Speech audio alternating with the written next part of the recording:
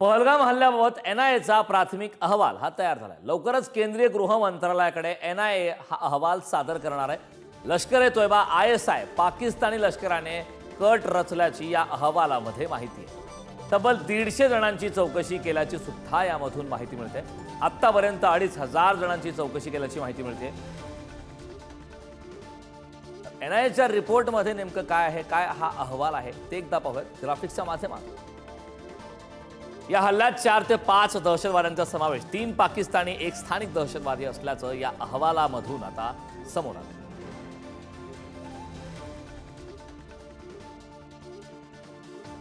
आंदोलन पाकिस्तानात लष्कर-ए-तोयबाकडून प्रशिक्षण घेतलं। 2024 मध्ये काश्मीरमध्ये परतला। आदिलनं पाकिस्तानात लष्कर-ए-तोयबाकडून या ठिकाणी प्रशिक्षण घेतल्याचं समोर आलंय। स्थानिक दहशतवादी आदिल ठोकर 2018 मध्ये हिजबुल मुजाहिद्दीनमध्ये सामील झाला।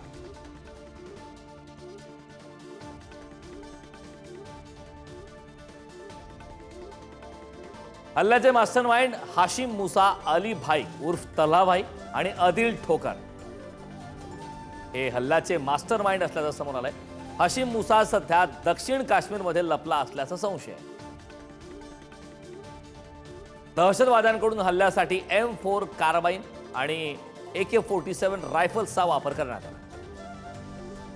शस्त्र पाकिस्तान आधारित दहशतवादी गटांकडून आल्याचा संशय देखील यावेळी व्यक्त करण्यात आला। हल्ल्यापूर्वी दहशतवाद्यांनी 15 एप्रिल रोजी बैसरण व्हॅलीसह 4 ठिकाणांची पाहणी केली। अरू व्हॅली, स्थानिक मनोरंजन पार्क आणि बेताब व्हॅलीची रेकी सुद्धा या दरम्यान करण्यात आली। इतर ठिकाणी जास्त सुरक्षा व्यवस्था असल्यानं हल्ल्यासाठी बैसरण व्हॅलीची यावेळी निवड करण्यात आली।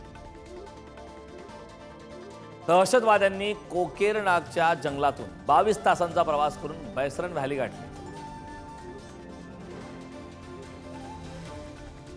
हल्ल्यादरम्यान दहशतवाद्यांनी डोक्यावर आणि छातीवर अचूक गोळ्या झाडल्या।